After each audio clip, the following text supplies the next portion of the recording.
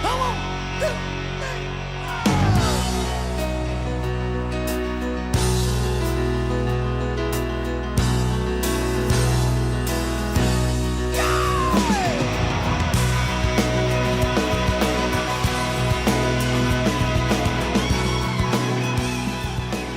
Well, good morning. Welcome back to the Broadcast Retirement Network. I'm Jeff Snyder. This is BRN AM for Wednesday, February 9th, 2022. And our top story today, defined contribution investor appetite for real estate in retirement plans. Joining me now to discuss this and a lot more, Aaron Green is with Ferguson Partners and Sarah Sheen is with PGIM Real Estate. Sarah is also the co-president of the Defined Contribution Real Estate Council. Ladies, great to see you. Thanks so much for joining us on the program this morning. Good to be having us. All right, Aaron, let's talk about this survey. It's a survey that the Defined Contribution Real Estate Council, NAREIM, and Ferguson Partners all coordinated on about real estate in the defined contribution industry. What can you tell us? What were some of the findings? Yeah, so we fielded two distinct partnerships or surveys in partnership with DCREC and NAREIM, really each targeting a unique set of participants. So we had the manager survey, which was targeted to real estate investment managers actively managing defined contribution capital, really with the goal of gathering information on things like capital raising, how they're structuring their products, organizational metrics, and then general best practices in the space. And then separate and apart from that, we also fielded a survey targeted to defined contribution investors in order to understand their perspectives around private real estate, how they think about allocations, their desired product structure, and how they prefer to access real estate. And in both cases, really kind of the key takeaway from the survey was that you can really see the momentum in the space. So as an example, capital raising has really increased over the past several years. And for most of the managers in the survey, and as a result, so have their assets under management. And so when you look at aggregate AUM across the sample set, it's really increased by about 24% over the last 5 years. And I think what this really shows us is that there is greater demand for and broader adoption of private real estate among plan sponsors.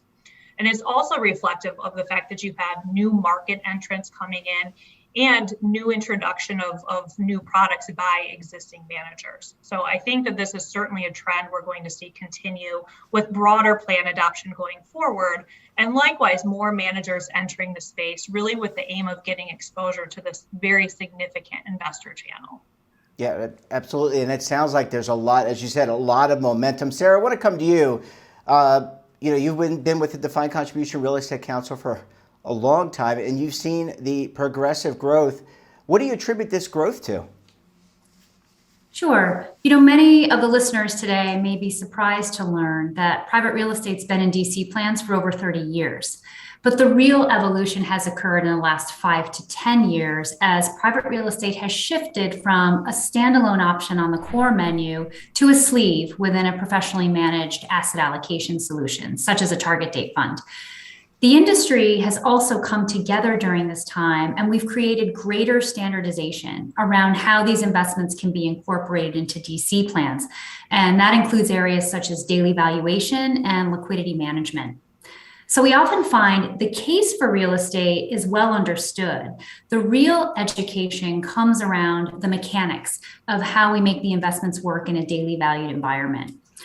Another factor is the growing use of consultants and outsourced CIO services, which have certainly been supportive over the years of using diversifiers such as private real estate as they seek to help DC clients incorporate asset classes that have historically been offered in DB plans.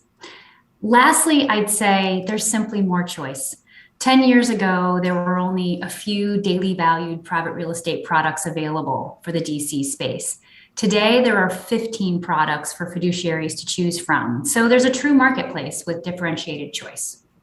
And Sarah, just as a follow-up, are DC investors more sophisticated now? And I just get the sense with the consultants who are acting on their behalf in terms of being fiduciaries and the employers, there's a higher level of sophistication, but you tell me. Yes, the survey did address and provide some insights in this area. So we found that 2/3 of respondents from the survey use packaged or off-the-shelf solutions, and these combine private real estate with a built-in liquidity sleeve, usually REITs, and 2/3 were using a single fund manager. That leaves 1/3 that are utilizing custom solutions and 1/3 that are using more than one manager. So the statistics around customization and multi-manager approaches do seem to point to increasing sophistication of the investor set.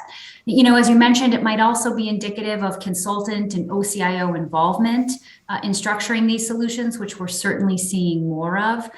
And I'd say in addition to the survey results, anecdotally, we see broader thinking around the application of real estate in DC plans.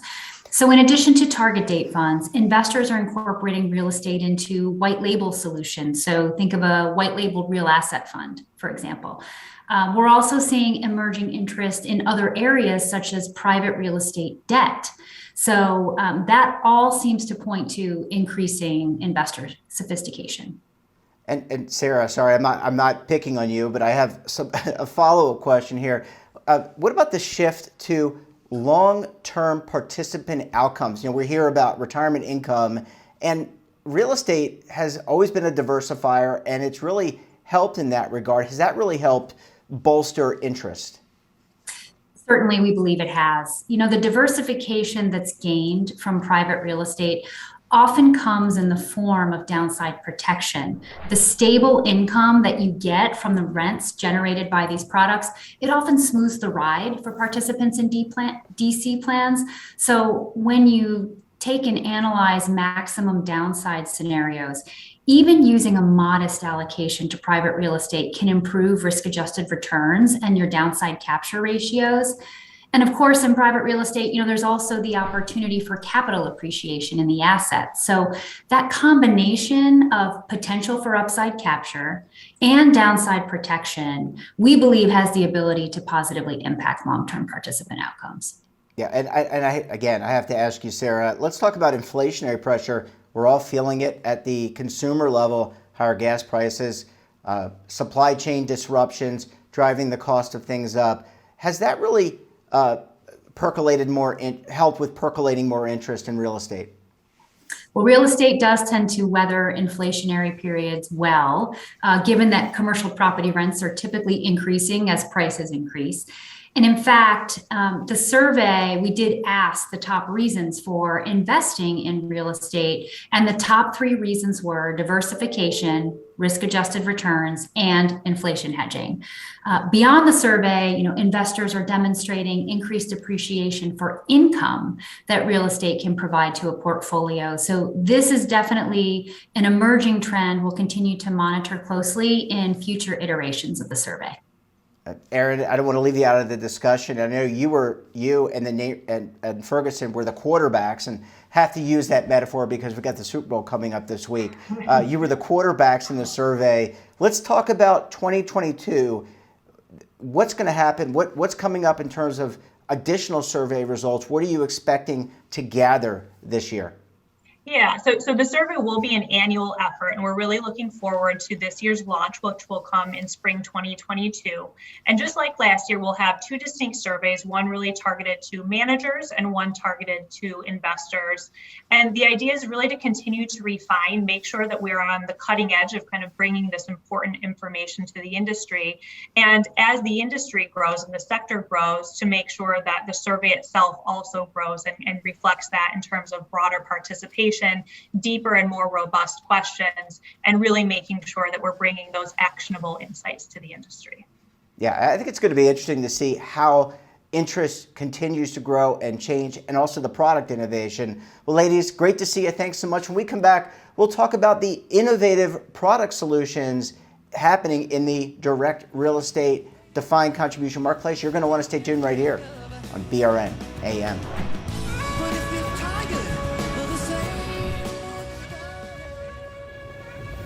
Imagine a new television network that will make you richer, healthier, and in control of your financial future.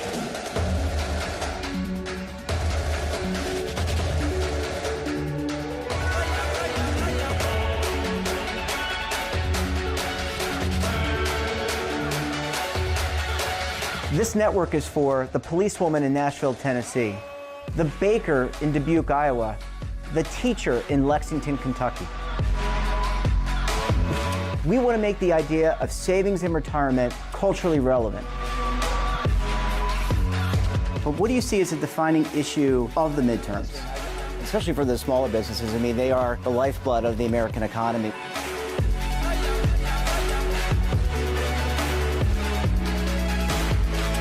Featuring exclusive interviews, current affairs, and docuseries. 33 years old, you retired early. The philosophy is money only matters if it helps you live a life that you love. But you got to start thinking about retirement as soon as you get in. The Broadcast Retirement Network will drive very high engagement with premium partnerships.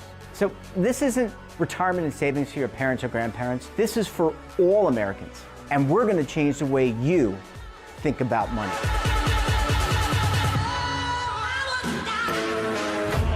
Welcome to the next frontier of retirement and savings. This is BRN, the Broadcast Retirement Network. Are you stuck with a low credit score? A credit report and score that's causing you to be denied credit or pay higher interest rates than others for the same things? Then do what Terrence did and call Credit Repaired for your free credit evaluation to help restore your credit. I started thinking about buying a new house, and my score wasn't where I needed it to be. I called and spoke with one of the representatives, and we just had a good conversation, and I liked what he was saying. Just one call for his free credit evaluation was all it took to start back on the track to repairing his credit. I'm seeing the deletions and I'm getting the report, so I know something's being done. It does make a difference to me. All it takes is one call to get started. Credit Repair has given me a second chance to have a better credit score. Don't let a low credit score hold you back another day. Do what Terrence did and make the call for your free credit evaluation. Call 800-819-4152. That's 800-819-4152. Again, 800-819-4152. Welcome back. We're joined this morning by Yanni Ventnor of JP Morgan Asset Management and Michael O'Connor of Clarion Partners. Yanni is also a co-president of the Defined Contribution Real Estate Council. Yanni, Michael, great to see you. Thanks so much for joining us on the program this morning. Hi, Jeff. Great to see you. Yeah, great to talk to you guys. We had a great conversation with your peers, Aaron and Sarah, about the survey. And now we're going to continue the conversation. Michael, we'll start with you. And let's talk a little bit about liquidity. This has been an issue, had been previously an issue in the past, but there's been a lot of innovative solutions to not only deal with other issues, but liquidity. Well, Jeff, to really answer the question, I'd like to build on some themes that Sarah talked about. We really have to consider how is private real estate being pulled into the DC market environment. In most cases, and our survey findings have noted, they're being brought in through either a collective investment trust, a CIT, or an insurance company's separate account, and they're utilized in typically as an investment sleeve in a trustee-directed target date fund, a TDF, rather than necessarily being used on a fund lineup, participant-directed fund lineup. So as such, when you're used in a target date fund environment, the need for liquidity management to accommodate rebalancing and withdrawals is much lower. And that is also shown by the trends that we've noted over the last decade as these defined contribution real estate products were brought to the market. In the early days, we found that these products had a liquidity sleeve of 25%, but as time has gone on, plan sponsors have actually been looking for less liquidity.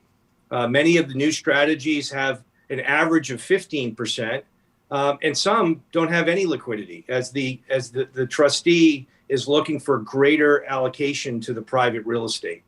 It really comes down to having different solutions and different options, again, as Sarah pointed out, so that plan sponsors can choose what best fits their plan and fits their employee set.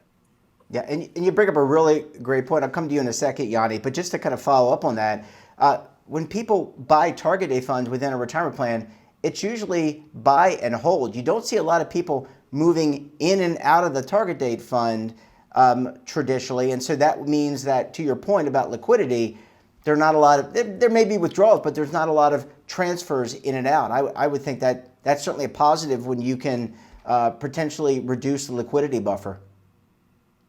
Well, exactly, Jeff. And what at the DCREC, we have monitored statistics that look back both at the GFC and the most recent pandemic period, and noted that there was very little, if any, outflow from target date funds.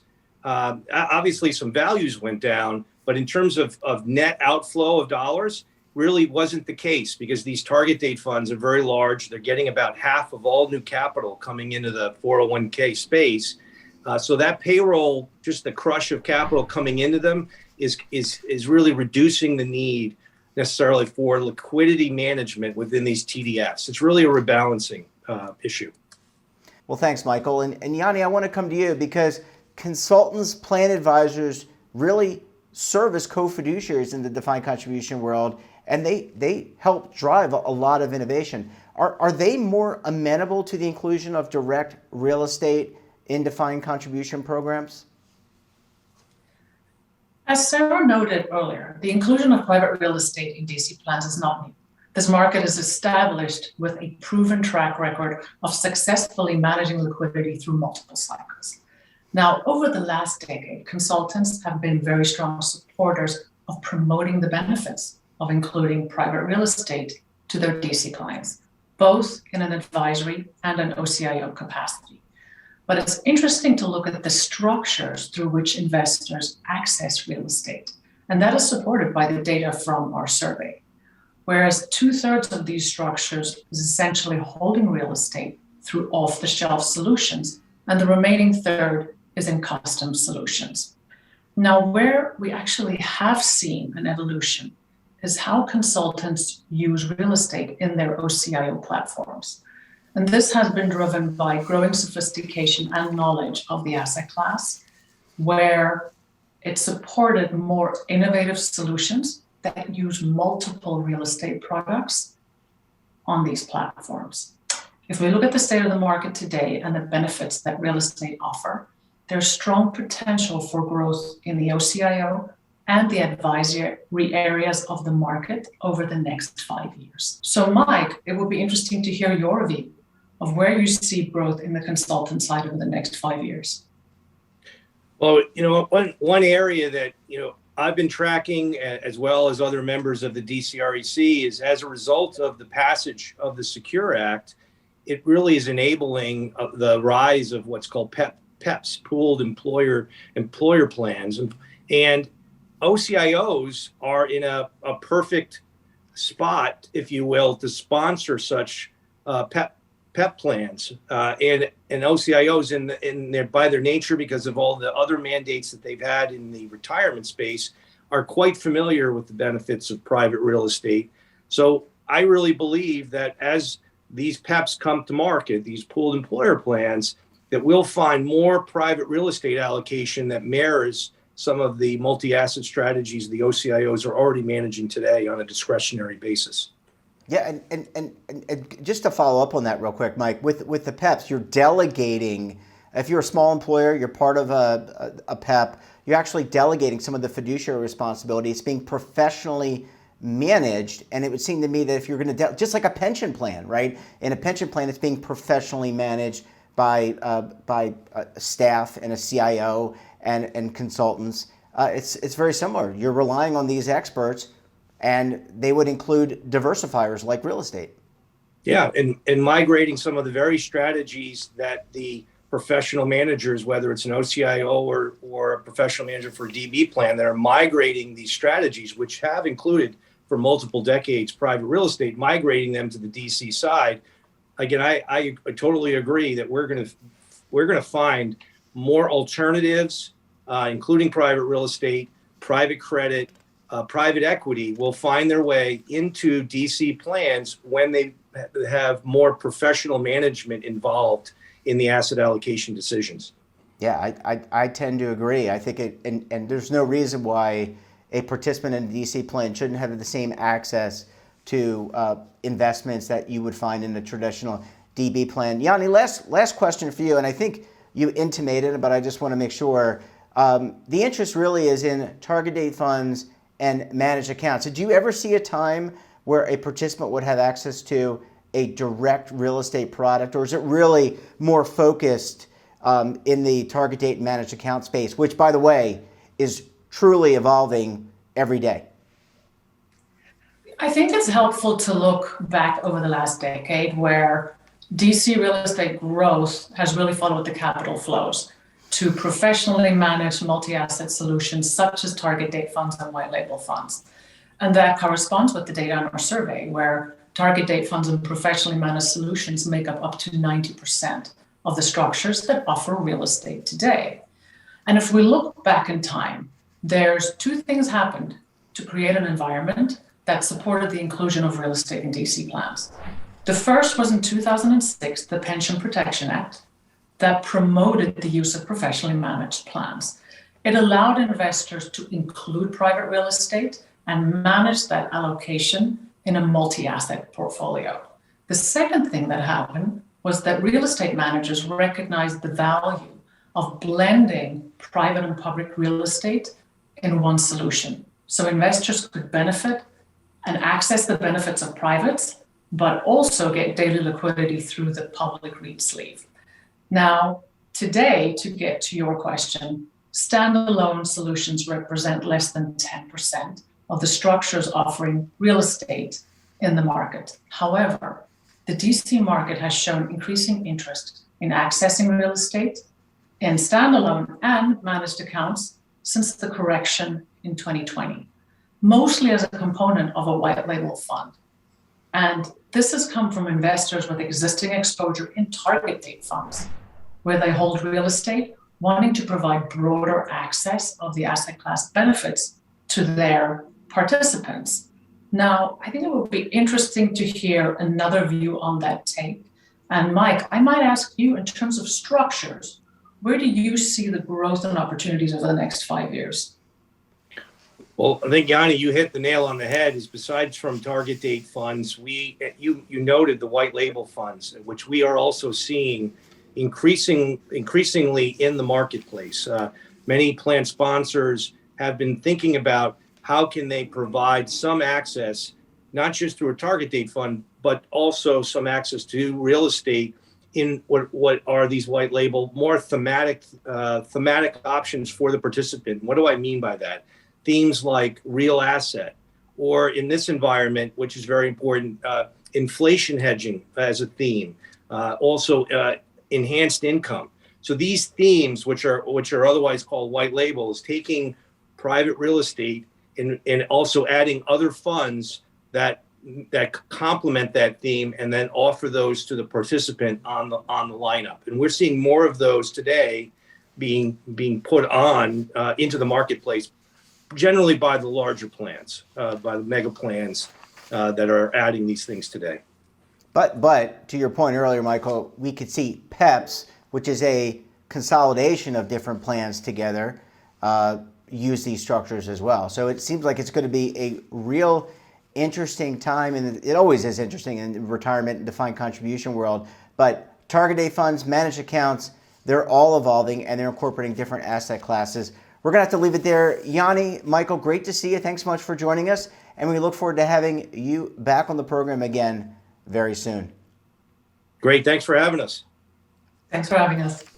And that wraps up this episode of BRN AM. Have a topic of interest, someone you think we should talk to? Well, drop us a line. And don't forget, for all the latest in lifestyle, wellness, finance, tech, so much more all in one place, check out today's edition of our daily newsletter, The Morning Pulse. Want to see our latest content? Search our archives. Well, check out our website, www.broadcastretirementnetwork.com. And of course, our streaming partners like Amazon, Roku, Samsung, and over 100 more. We're back again tomorrow for another edition of BRN AM. Until then, I'm Jeff Snyder. Stay safe, keep on saving, and don't forget, roll with the changes.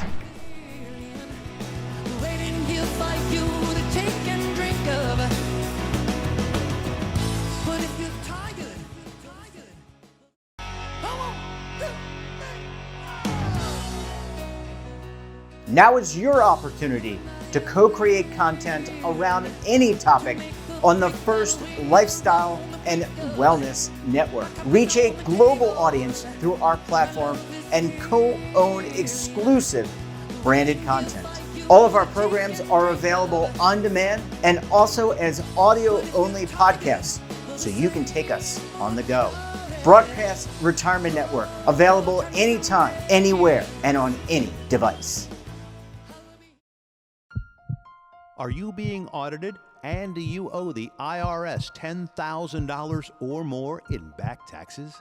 Is the IRS threatening to take more of your money? Don't fight the IRS alone. The Tax Doctor is here to help you negotiate your tax bill and reduce your stress. The IRS can freeze your assets and seize your bank accounts, but you can stop these IRS actions. The Tax Doctor will work with you using our years of experience to represent your case to help you get the best resolution under the IRS guidelines. Help is here to deal with the IRS to reduce your stress. We've handled thousands of cases, so we know what we're doing. If you owe $10,000 or more in back taxes, do not call the IRS alone. Call a Tax Doctor now for a tax emergency analysis. Call 800-224-6439.